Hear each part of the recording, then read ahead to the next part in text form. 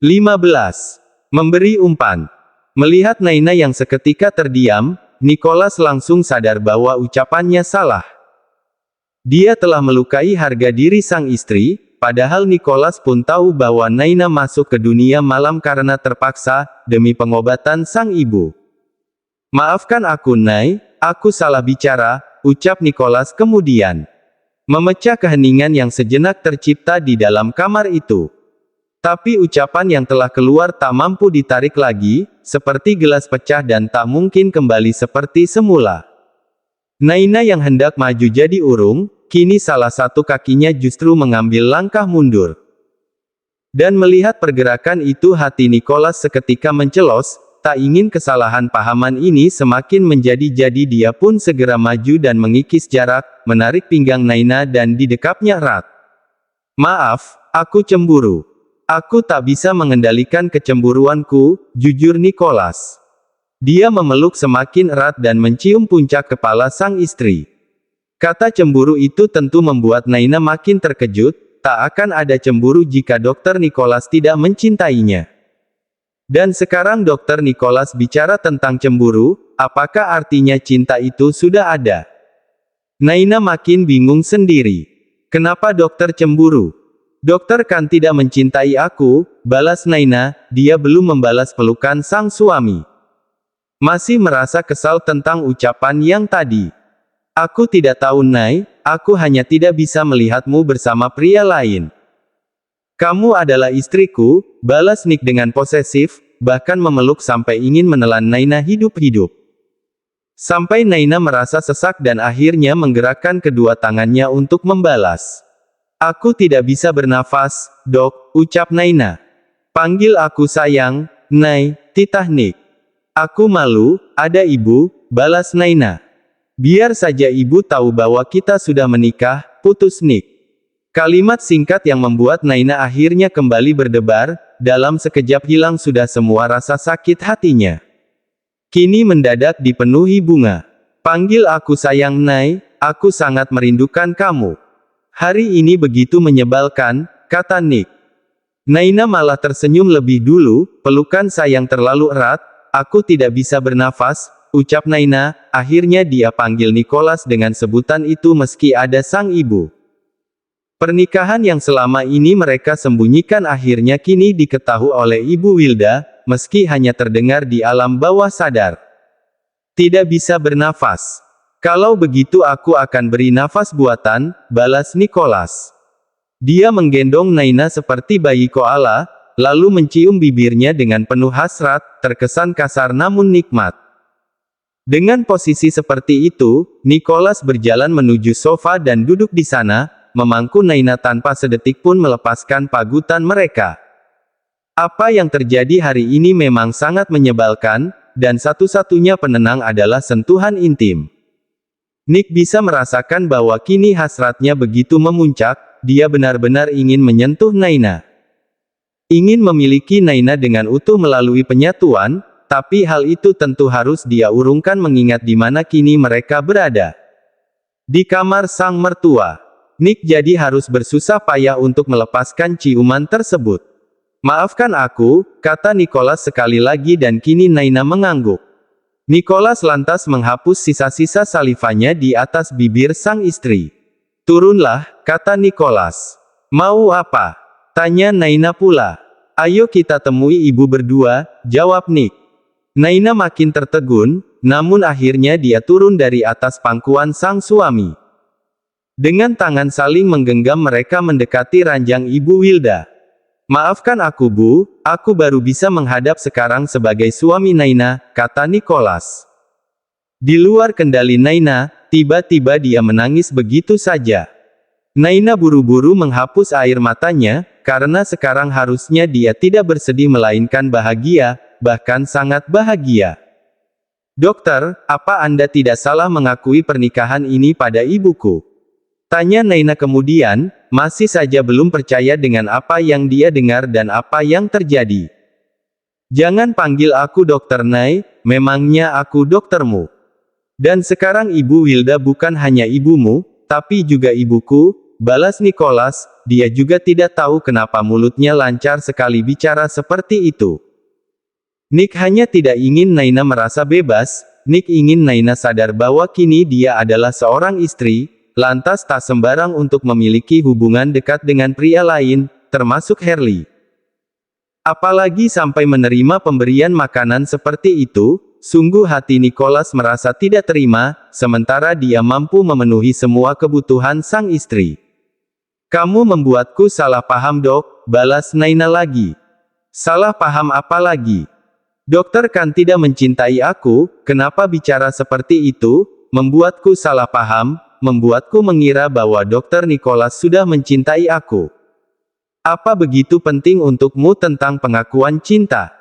Tentu saja penting, hati dan mulut harus punya pemikiran yang sama. Jangan yang diucapkan lain tapi yang dirasakan lain juga. Kalau begitu anggap saja aku sudah mencintai kamu.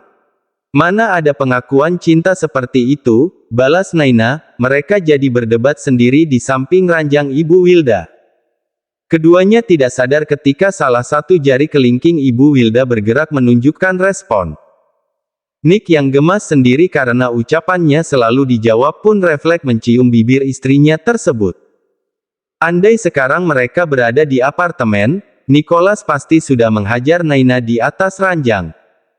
Meski tidak tahu senjatanya sudah bangkit atau belum, tapi setidaknya dia bisa memuaskan sang istri menggunakan tangannya. Kok cium-cium sih, kesal Naina, dia memukul lengan sang suami. Naina malu jika mereka berciuman di hadapan sang ibu seperti ini.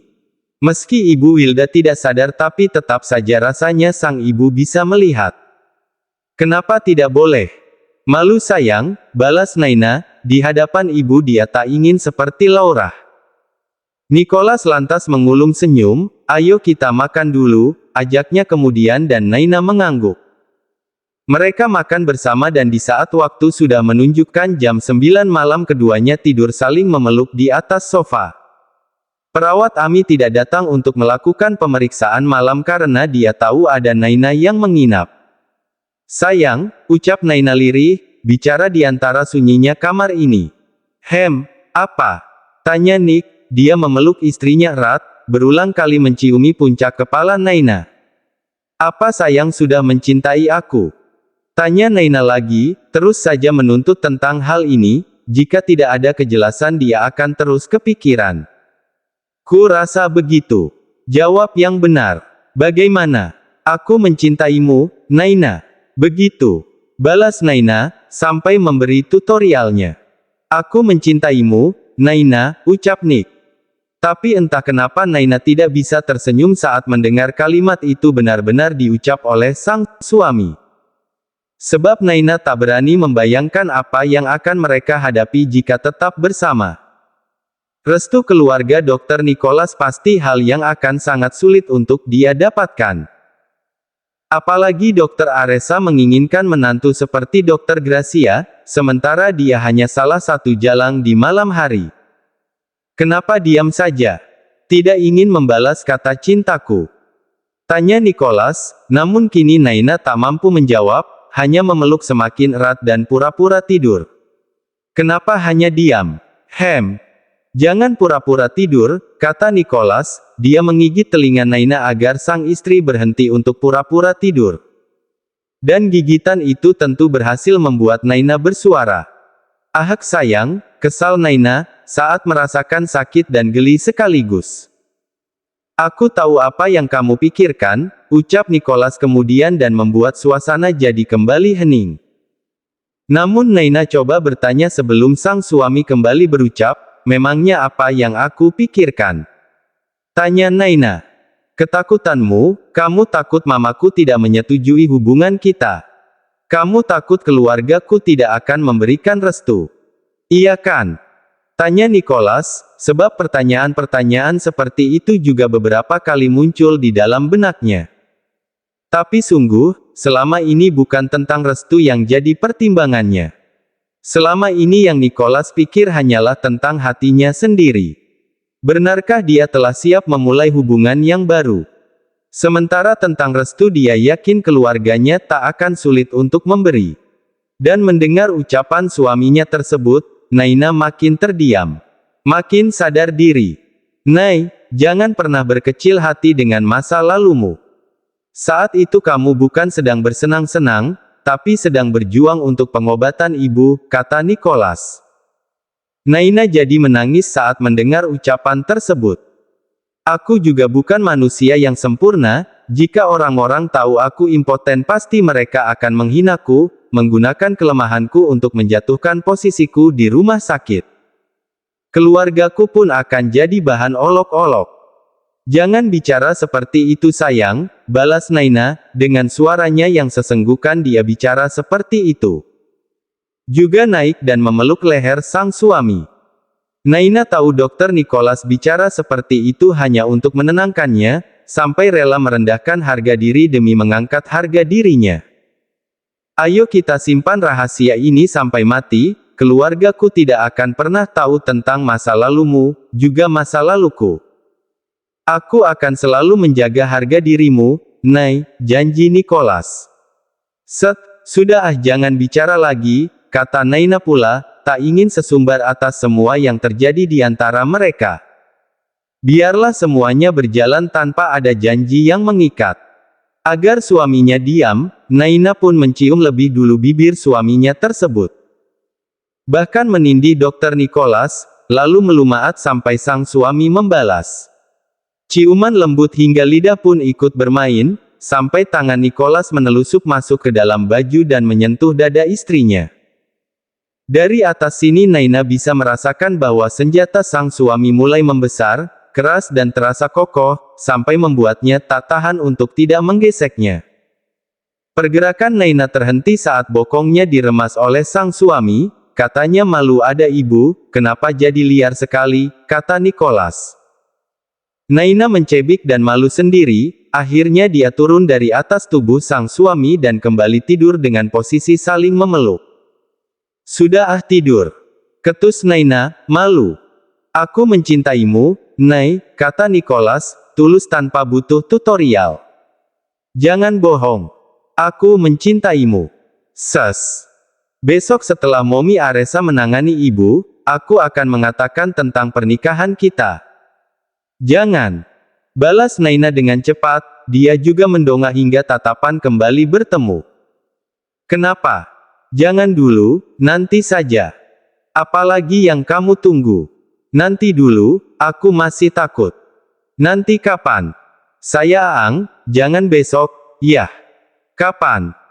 Sayang, rengek Naina, dia tidak tahu kapan siapnya, tapi jangan besok, sebab takut ini begitu menguasai diri. Kap. Nicholas mengecup bibir Naina sekilas. Aku mencintaimu, kata Nicholas. Aku juga mencintaimu, balas Naina, akhirnya mereka berbalas mengucapkannya kata cinta. Jam 4 dini hari Nicholas sudah keluar dari dalam kamar Ibu Wilda, suasana saat itu sepi sekali. Hanya ada beberapa perawat dan petugas yang berkeliling. Nicholas melangkahkan kakinya tanpa ragu, tak ada sedikit pun niat untuk bersembunyi. Bahkan ketika ada perawat di depan sana dia tetap berjalan dengan kepala yang diangkat. Dokter Nick, sapa dua perawat tersebut. Nicholas hanya mengangguk kecil dan terus berjalan. Tujuannya adalah kembali ke ruang kerja, mandi dan mengganti bajunya di sana. Dokter Nicholas dari mana? Kenapa dia keluar dari sini? Ucap salah satu perawat, bertanya dengan perasaan heran. Dan jam seperti ini. Dia sangat mencurigakan, jawab yang lainnya. Jadi takut sendiri jika semua pekerjaan mereka diawasi langsung oleh sang pemilik rumah sakit. Saat Gracia datang ke rumah sakit, kabar tentang Nicholas itulah yang pertama kali dia dengar, tentang Dokter Nicholas yang subuh-subuh keluar dari gedung kelas 1 pasien, gedung di mana Ibu Wilda dirawat. Di saat aku mulai ragu dengan hubungan mereka, kenapa selalu saja ada hal tak terduga seperti ini? Batin Gracia. Tapi dia tak sempat mengulik terlalu dalam tentang hal ini, sebab Gracia dan bahkan semua orang tahu bahwa hari ini Dokter Aresa akan datang ke rumah sakit. Jadi semua jajaran mulai bekerja dengan apik, siap di posisinya masing-masing. Tak ingin ada sedikit pun kesalahan di saat sang penguasa datang ke rumah sakit ini. Tepatnya di jam 8 pagi Dr. Aresa akhirnya menginjakkan kaki di rumah sakit tersebut. Kali ini dia tidak datang sendiri, Dr. Aresa datang bersama sang suami yang seorang pengusaha sukses, pemilik perusahaan Carter Kingdom, yaitu Raiden Carter. "Hani, kita langsung datang saja ke kamar rawat wanita itu, tidak usah ke ruangan Nicholas," ucap Dedi Raiden. "Jangan buru-buru Dat, terlihat sekali jika Dadei tidak sabaran," balas Mom Aresa. Di masa lalu sepasang suami istri ini adalah dua orang yang memiliki sejarah menakjubkan, dunia mereka berbeda dan seperti keluarga yang lain. Dedi Raiden memiliki klan mafianya sendiri, sementara Momi Aresa adalah anggota kesayangan salah satu mafia tersohor di negara tersebut. Bagi keduanya hanya butuh berkedip untuk mengetahui tentang rahasia yang disimpan oleh anak-anaknya.